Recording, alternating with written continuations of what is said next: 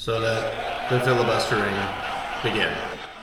I rise today to begin to filibuster. I will speak until I can no longer speak. I will speak as long as it takes. I'm prepared to stand on this floor and talk about the need for this body to come together for frankly as long as I can, because I know that we can come together on this issue. You can call what I'm doing today whatever you want. You can call it a filibuster. You can call it a very long speech. I'm not here to set any great records or to make a spectacle.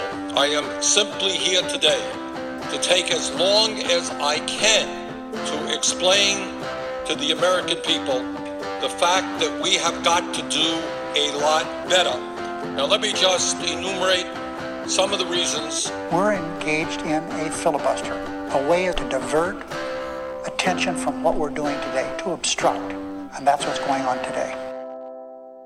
Hello and welcome to Filibustering History, a podcast series where we discuss what historians do with their lives. I am Rob Denning, lead faculty for the history programs at Southern New Hampshire University's College of Online and Continuing Education. I am joined by two West Coasters today. A little bit further south on the West Coast is James Fennessy, who's in San Francisco. Say hello, James. Hello. Very good. And a little bit to his north is Heather Meyer, calling in from Portland, Oregon. Hello. Today we're talking to Heather about her background in history, but we're also going to talk about her new book that she's publishing, an article that she has recently published in the Washington Post, and anything else that comes our way. So, what is your name and what do you do? My name is Heather Meyer, and I am an adjunct faculty member at Southern New Hampshire University, and I also teach part-time at Portland Community College. Heather, can you provide us a little bit about your background? So, your education, how you became interested in history, and then we'll move into how you decided to use history to get a job, or multiple jobs as it sounds. Well, it's interesting when we talk to our students about how the historical context in which a historian is writing kind of shapes their view of history. That was very clear for me in what was happening in the world when I was going to college. So I started my freshman year at the University of Oregon, and that was when the 1999 Seattle WTO protests were happening. So that was very big in the news. And I ended my college career with my bachelor's at Portland State University right as the war in Iraq was beginning, and there was a lot of protests happening around there. So I was always interested in history and actually studied ancient Greek history for my undergrad, but all of these things going on politically really led me to start to focus more into U.S. history and into things like how people had protested wars in the past. And that's where I started to focus my graduate career when I went to the University of California at Riverside, studying the history of radicalism in the United States and the history of protest and social movements. That led me to focus more specifically on a union called the Industrial Workers of the World, who were pretty active in the early 20th century in my region of the country in the Pacific Northwest. And so I focused my dissertation on that, moved to British Columbia to get my PhD at Simon Fraser University, and finished my dissertation there. Meanwhile, I moved back to Portland and started teaching at Portland Community College, and so I've been here for about 10 years. Great, thank you. Mm-hmm. And so if you're talking, your dissertation was on the International Workers of the World, and so what were your conclusions on those guys? Well, the Industrial Workers of the World, a common mistake when we talk about the IWW, International Workers of the World. Oh, yeah. God, don't make them sound more communist than they are, Rob. All those commies, the socialists, whatever epithet you want to throw at them. So the Industrial Workers of the World were pretty commonly organizing people like lumber workers in the Northwest, and it was always often talked about that they were these men. They were hobos, they were traveling by train, they were kind of these rough and tumble guys. And then I was looking at these pictures, and I kept seeing women in the pictures. And I'm like, what? So everybody's talking about how it's all men, but yet every time I see a picture of a union hall, there's a bunch of women there. So who are these women? What were they doing there? So what I started to look at was, this union that was traditionally seen as very masculine and male did attract women participants. And so why was that? And it was really because they kind of advocated in addition to organizing people into unions based on industries rather than based on kind of tiny specific crafts or trades, they also had much larger kind of social goals and ideas. They advocated for birth control in a time when it wasn't legal to send information about birth control over the mail. Many of them protested U.S. entry into World War I.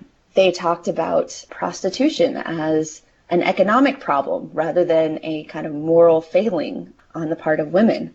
So they kind of embraced all of these issues that were relevant to women during the early 20th century, as well as they didn't really focus on voting. So during this time, a lot of more middle class and upper class women were interested in the fight for women's suffrage and their ability to vote in the United States. And this union, being a bit more radical, kind of thought, well, the vote hasn't really helped the working class man. Why is it going to help the working class woman? And so they weren't against suffrage, but it wasn't really that important to them. So working with this union was kind of a way of activism for these women that wasn't very narrowly defined into fighting for the right to vote. And that makes a lot of sense, given that the other unions of the time, the AFL and the I'm drawing a blank on the third one, Knights of Labor, I guess. Those had a bit more of a kind of a traditional viewpoint. I mean, the IWW, they're always held up, in all the history survey classes and in the Gilded Age classes and all that. They're always held up as kind of the radical wing of the labor movement during the Gilded Age. And so it is interesting to hear that. I mean, it sounds like that's kind of a deserved classification in some ways, because they are calling for all these changes to not just the workers and like the labor structures and the working conditions and all that, but they're also looking to call for changes in, social aspects and cultural aspects and all of that. Yeah, that's very true. And, it is the case, as with many movements, the ideals don't always match the reality. They talked a lot about the need to organize women, but they weren't always that successful in organizing women workers. They talked about organizing workers, regardless of race or skill, but they weren't always successful in doing that. But it definitely provided an opening for people to kind of take this organization and use it to be activists in many different ways in changing the entire social structure. Actually, you touched on another point that I wanted to bring up. So we introduced women, and you could see, what brought you to this conclusion or piqued your interest was seeing the faces of these women in the crowd. What about race and the IWW? Well, in the Pacific Northwest, the region that I study, they weren't that successful in organizing non-white workers. Really, the majority of the women I found were born in the United States or were born in Canada, and many, some parents were European immigrants, but much more of a kind of white working class that was active in the region that I'm studying.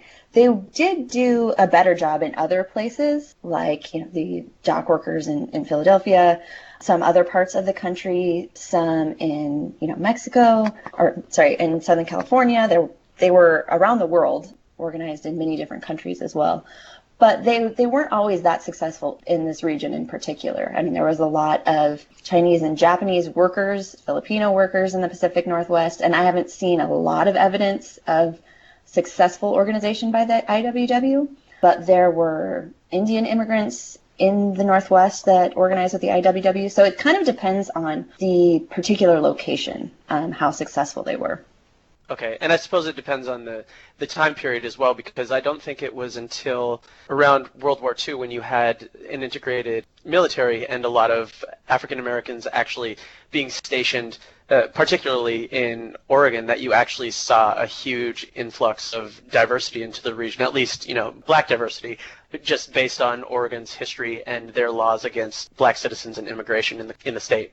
Yes, Oregon has a very long history of being not hospitable to non-white people as in many parts of the country. But Oregon was particularly exclusionary. And so you're right, it's not until World War II, not even just with the military, but with a lot of workers coming to work in the shipyards of Vanport in the kind of Portland area that we see a larger influx of African Americans coming to live like in the Portland area. So that was a huge demographic shift, as well as a demographic shift of Japanese Americans being interned during World War II. So we do see a lot of those changes happening during that period. Yes, those are connected but very different conversations have sort of Oregon's beginnings as a white utopia, the race laws that they had created leading up to around World War II, and then the changes that occurred after that, as well as the various connections to the Klan that we see in Oregon, even as high up as high political offices. Yeah, Oregon had the highest KKK membership outside of the South, and there was actually, laws put in place in the 1920s to try to mandate public schooling for children, which had the goal of keeping children out of Catholic private schools, as well as keeping them out of any kind of radical free schools that radical workers had put together. That was declared unconstitutional, but that was supported by the Klan in Oregon. What was the time frame that you're focusing on in your research? Yeah, World War II would be when there'd be huge demographic change coming to the West Coast. I mean, all the way California, Oregon, Washington, and all of that. But are you focusing more on specifically the Gilded Age era, like the 1880s, 1890s? What was the time span of your work? Well, the IWW was founded in 1905, so that's kind of where I begin. And I take it to 1924, which is a particular year for a couple reasons. So a lot of members of the IWW were arrested during World War I and in the kind of Red Scare that followed World War I and the repression of radicals in the United States. So the leadership of the Union across the country was kind of decimated during that time period. And 1924 is when those political prisoners were released. And there was a kind of a split in the Union, a lot of disagreements happening at that time period. So I'm studying very specifically into the time period around World War I and the decade prior to that. Okay, that makes sense. And this is actually really cool because usually when we think of the labor movement of the progressive era, usually we don't think of the West Coast because at that point, kind of the stereotypical rural areas and all that, even though there are some pretty important ports like Portland, Seattle, San Francisco. But yeah, we tend to think of the East Coast as kind of the hotbed of labor activism and all that. So it's really interesting to hear that that's going on the West Coast also. Yeah, and part of what's happening in the West Coast is these cities, Seattle in particular, is going through these massive, industrialization, connection to the rest of the country, huge population influx in a series of a couple decades that happened over a century or so in other parts of the country. So it's this really rapid changes that are happening. And yeah, we do see when we look at labor history in general, it really is focused on, Chicago or New York or these big industrial cities in the East that just, it's not the same situation happening out West. Industry is different, the population's different. And so that's why I kind of wanted to study in this region that shows a very kind of different picture of labor during that period. Which brings up another question. When you're looking at the IWW, or really any labor union in Oregon, how does it break down rural versus urban areas? Do you tend to focus mainly on the cities, or was there also activity out in the rural areas of the state? There was activity in the rural areas. The way I focused my research was on the cities because that's where I found there to be more of kind of a family-friendly participation, more husband and wife wobbly teams, more union halls that kids came to. And these cities there was a lot of particular events that happened. So I talk about a free speech fight in Spokane in 1909, and then the Everett Massacre in 1916, a Seattle Taylor strike in 1912. So I kind of focused on these really specific events in each chapter. But there was a lot of, rural participation in the IWW, and a lot of these workers are moving all around the region. They're working in the lumber yards, they're working in agriculture, they're, shoveling snow in the wintertime. And so they're really kind of just moving around the region, but usually coming into these smaller cities or towns during their off times or between jobs. And so this is kind of where you see these little focal points for the union.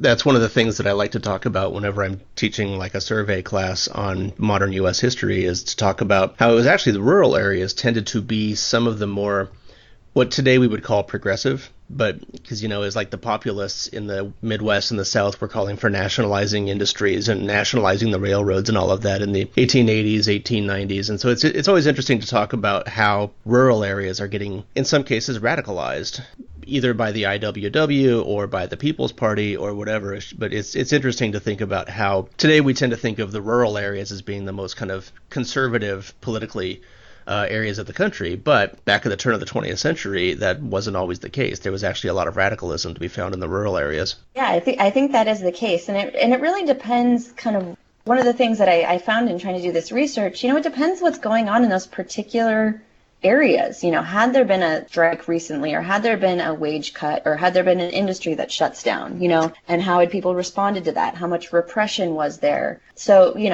there's all kinds of these really local conditions that help set the stage for these kind of bigger events, like when the IWW comes to town, depending on what has been happening in that town, how well they'll be received. So let's talk about the resources in research for a second, because you mentioned that a photograph was your gateway into this research, into becoming interested in the IWW and the different causes that they promoted. And it's interesting because you also say that traditionally they were seen as these migrants or hobos at the time, very disorganized and not really being a more professional type of union, which is interesting because I imagine that depiction comes through in the newspapers of the time. I'm sure that politicians are painting the IWW in a very specific light, as are businesses.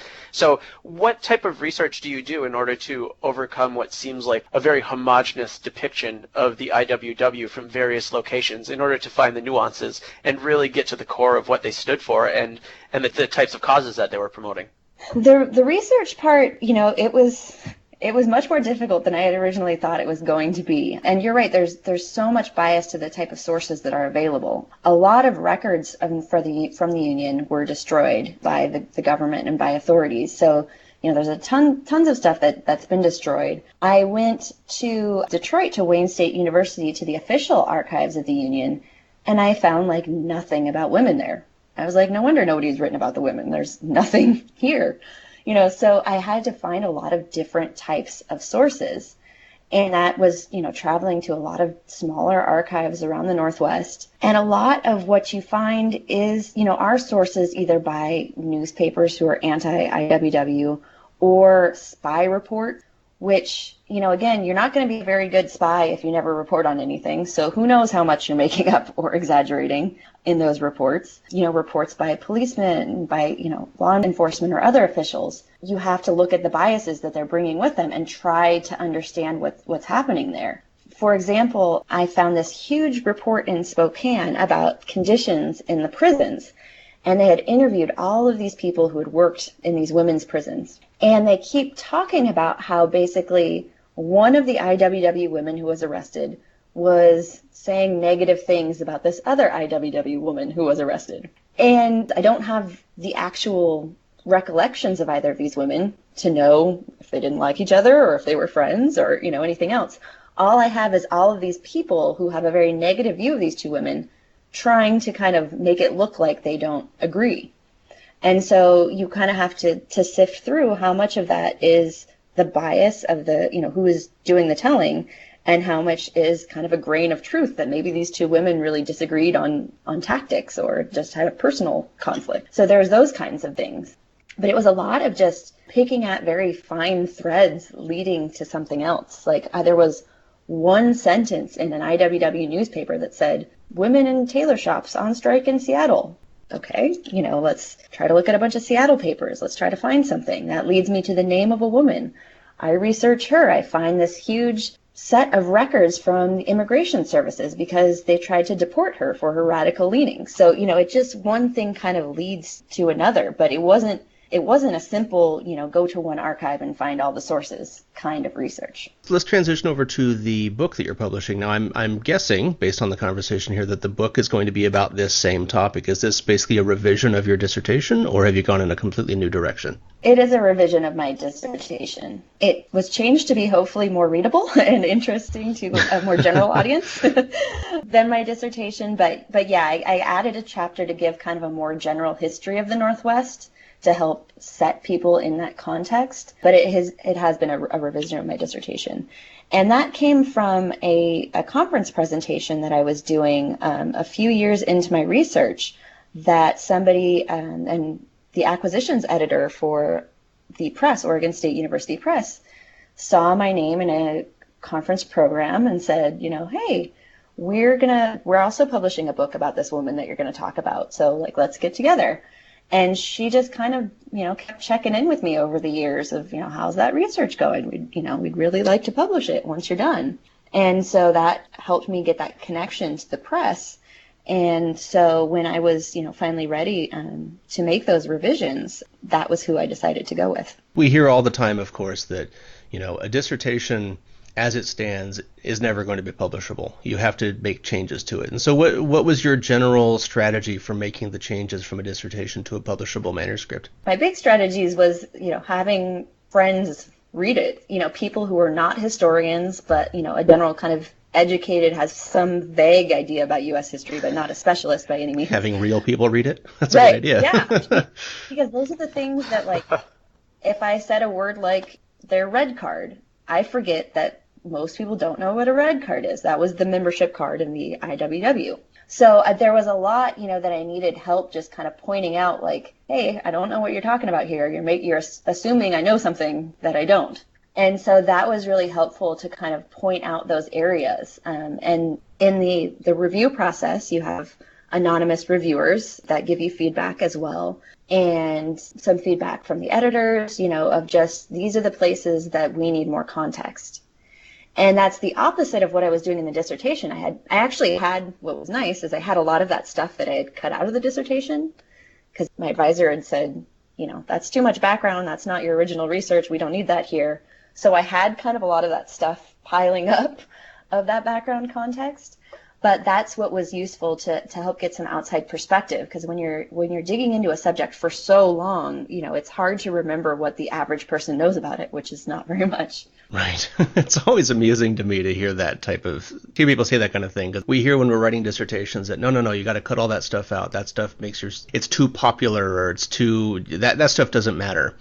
And then as soon as you want to go to publish it, you have to then put all that stuff back in and then remove all the methodological stuff that your advisors insisted that you put in there. So it's weird how we've got this kind of 2-track system going where you're supposed to write one product for the dissertation, but then you're supposed to change it dramatically to make something new for an actual publication, which is just a very strange setup in academia. It is, and that's part of why I wanted to go with Oregon State University Press, because they, it's an academic publisher. It still goes through peer review, but they focus on trying to reach a more popular audience. The book is only available in paperback, fairly inexpensive. It's not a big, expensive hardbound edition that only libraries can purchase kind of thing. So I appreciated kind of going with the press from the very beginning, whose goal was to have it be more readable. So speaking of audience, we've talked about the writing of a dissertation and what that requires. We talked about how you go about editing that to publish not necessarily, a popular book, but something that's more accessible to the public.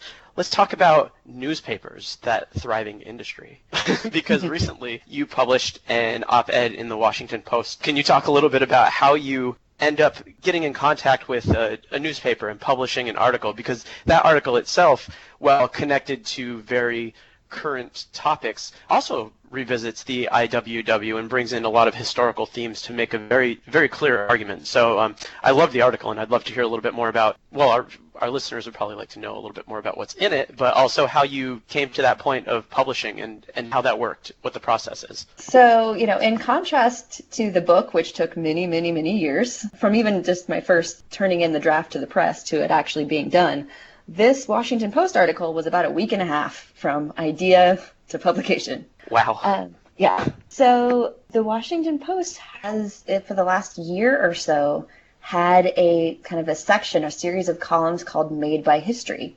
And their goal is to get historians to reflect on current events, to bring their expertise to an understanding of current events. And so I'd kind of been following and reading some of these columns and really enjoying them. I was thinking about, over the summer and into last year, there have been a lot of rallies kind of under the guise of free speech. Particularly in the Northwest, there's one group that keeps organizing these rallies, and they call them free speech rallies, and then they're met by counter-protesters, and occasionally they've been brawls in the streets of Portland. And so I just kept thinking about how, this free speech thing now is associated in so many people's minds with the right, or the extreme right, with this idea of free speech, and usually speech that people find objectionable. And then I reflected on, it's in such contrast to the way free speech was used by the IWW, the Union I Study, a century ago. They did these things that they were called free speech fights,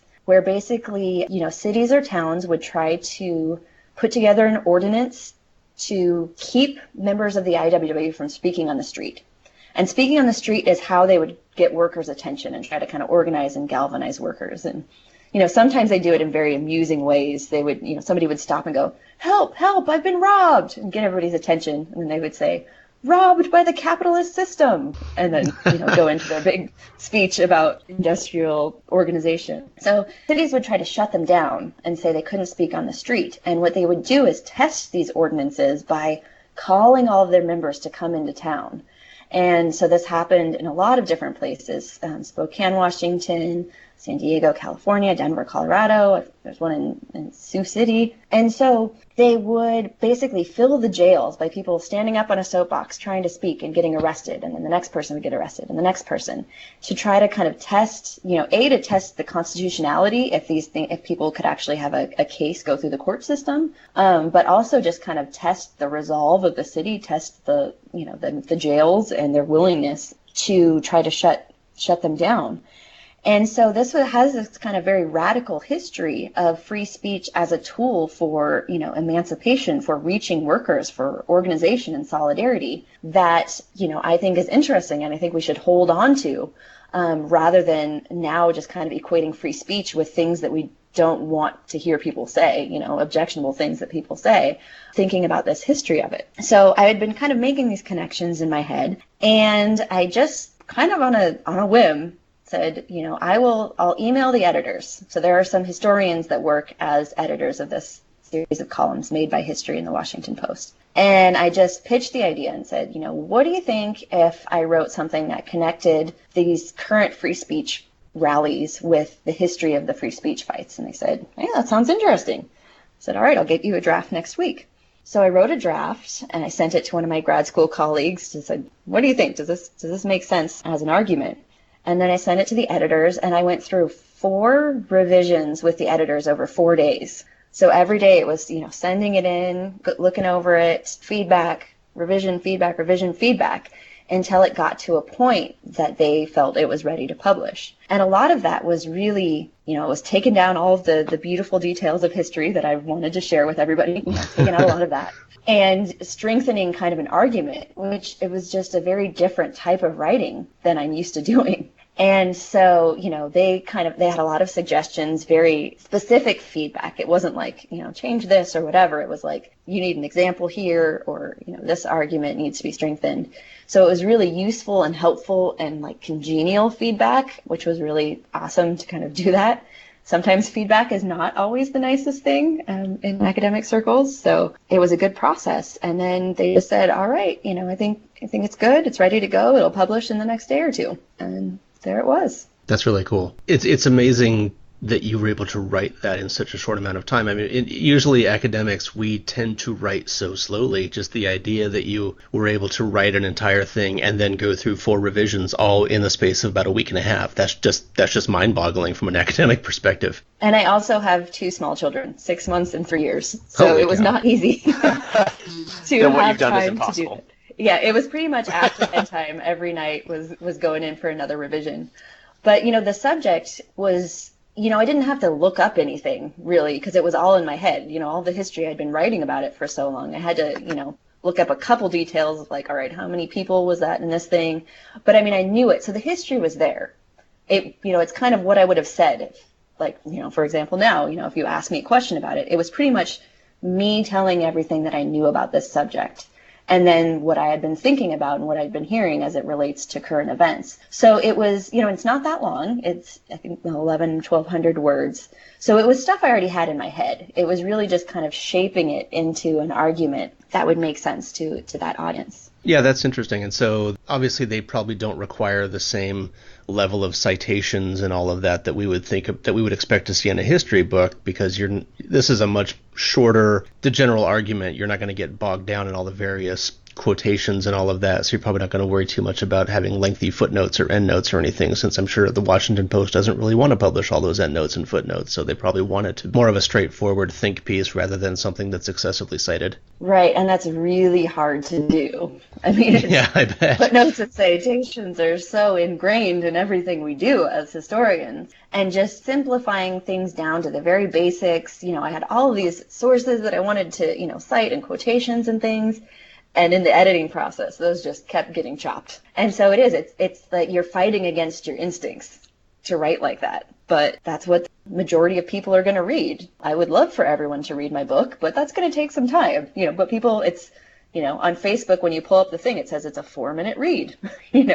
That's what people have time for. And so making it as accessible as possible without sacrificing accuracy and sacrificing the integrity of the history, but making it really as kind of basic as you can. Yeah, I think it's great because it gives kind of a brief introduction to your style and your content and all of that. And then down at the bottom of it, they have a link to the book that's coming out. And so just to get back to that, what is the title of your book and when is it coming out? It is called Beyond the Rebel Girl, Women and the Industrial Workers of the World in the Pacific Northwest, 1905 to 1924. It is actually already out, depending on where you try to get it from. I think Amazon is still pre-ordering. It says September 28th. But if you buy directly from the press, they're already shipping. Oh, cool. I guess they don't have the same rigorous street dates as like DVDs do.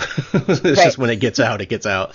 Right. All of a sudden people were telling me, oh, it's here. I was like, okay. Oh, all right. Yeah. All right, and I great. get to do, if you're familiar with Portland at all and Powell's City of Books, I get to do a book release, book talk event at Powell's at the end of November. Oh, I love Powell's. It's one of my favorite places on the planet. Oh, nice. Yeah, I'm pretty excited about that.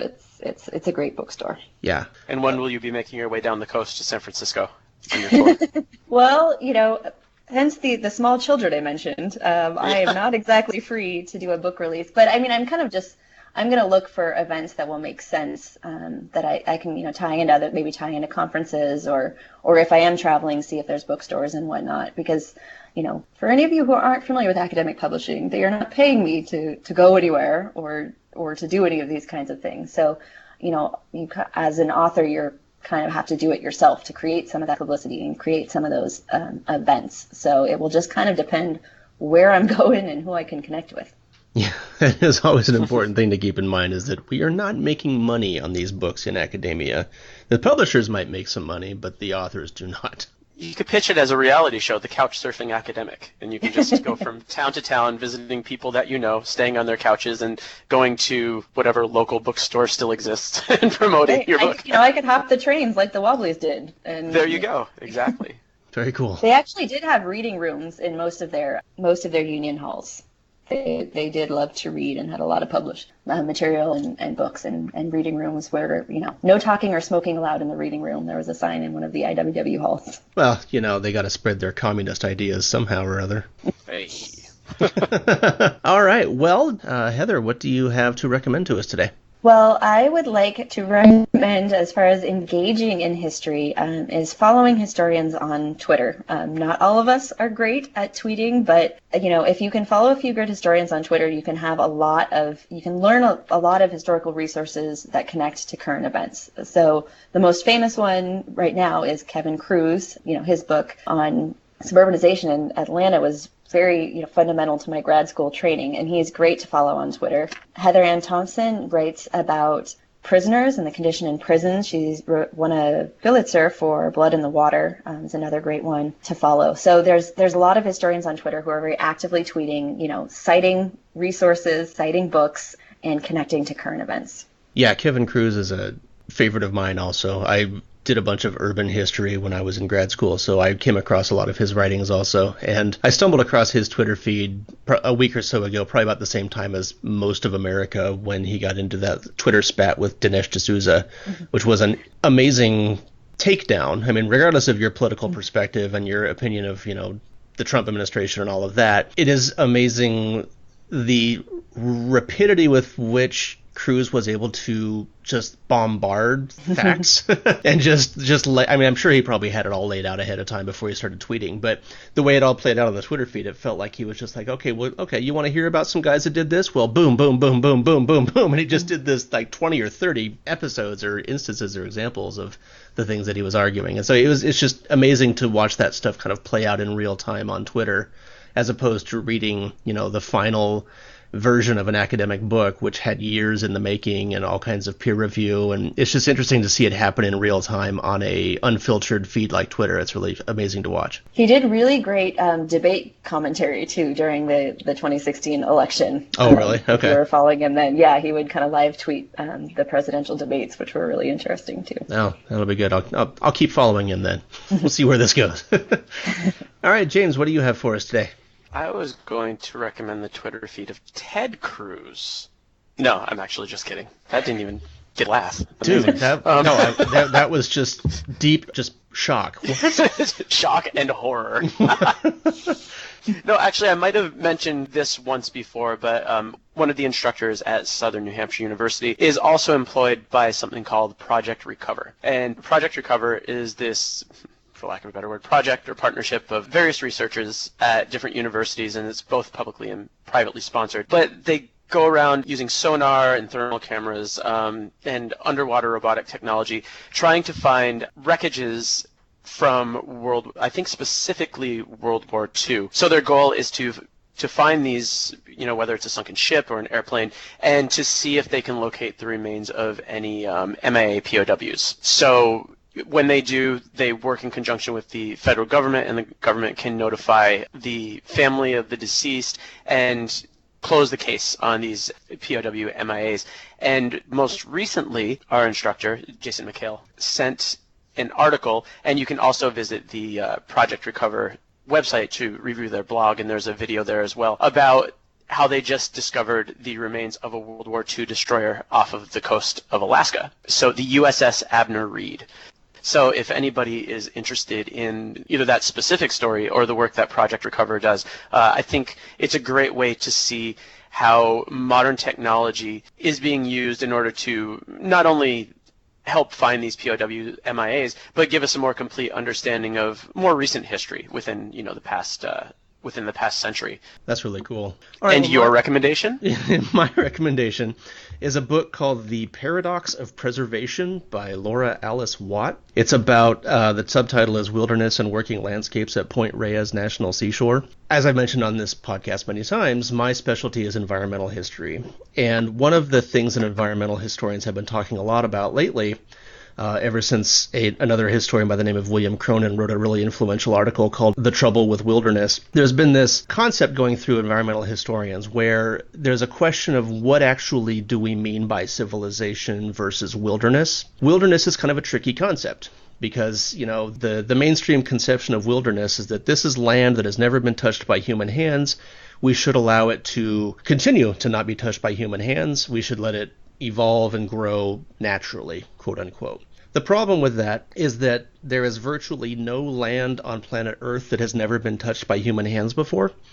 And so whenever you start talking about wilderness preservation, you run into this paradox where, okay, if humanity has influenced the development of this area that we want to preserve, what are we actually preserving? Are we actually preserving a wild state, or are we preserving a state that is the product of human manipulation? And so this book is about Point Reyes National Seashore, which, as James knows, is a recreation area just north of San Francisco across the Golden Gate Bridge. They've got a beach there. They've got a famous lighthouse. It's very picturesque, but it also has a whole bunch of dairy farms in the middle of it. And those dairy farms have been there since the 19th century. And so when San Francisco wanted to create or asked their congressional representatives to create a park for San Franciscans to go have recreation at, they chose Point Reyes. But they ran into this problem because Point Reyes is very beautiful, but it is also the product of hundreds of years of human manipulation, because first there were Miwok Indians there, and then there were Mexican settlers there, and then there were American settlers there, and dairy farmers. So that landscape is all created by human hands. And so if you're going to declare Point Reyes to become a national seashore, and we want it to somehow return to a state of wilderness, How do you do that? When we pick, okay, we want the park to look like this going forward, are we going to pick a time when the Miwoks were doing their thing, or a time when the Mexicans were doing their thing, or a point when Americans are doing their thing? And so the problem is that we have to choose a point in time that we think means wilderness, and then we have to somehow keep it there, because the land is still going to continue to evolve. And so basically we have to choose a point at which humans influence the land, and then of course you have to maintain it at that state. You can't, if you were to just let it grow into wilderness, it's not going to be very pretty. And so suddenly the attractiveness of the region is going to go away. So what this book is all about is basically that paradox, is that we want to preserve land in a wild state. The problem is that wilderness is not what we think it is. And so anyway, this book, it's an interesting book, and I reviewed it for HNet, and I can post a link to the review, and I can post a link to the book also. But it presents an interesting kind of reconception of what is wilderness versus what is not wilderness. And Point Reyes is this place where it's not really wilderness, but we like to think that it's wilderness. And so it creates a very interesting dilemma for park administrators, because how do they maintain that wilderness when it's not actually wild, that kind of thing. So it's an interesting book. Great, thank you. You're welcome. And all right, I think that is it. So thank you, Heather, for joining us today. Thank you for having me. Yes, thank you very much. And thank you all for joining us today. If you have any questions or comments on this podcast, or suggestions for future episodes, as always, send me an email at workinghistorians@gmail.com. Follow us on Twitter at filibusterhist. Follow us on iTunes. Follow us we are everywhere. For James Fennessy and Heather Mayer, I'm Rob Denning. Have a good day. Should I hang up, Rigoberto? Do you have anything fun to talk about? Nah, not really. All right, well then, yeah, go away.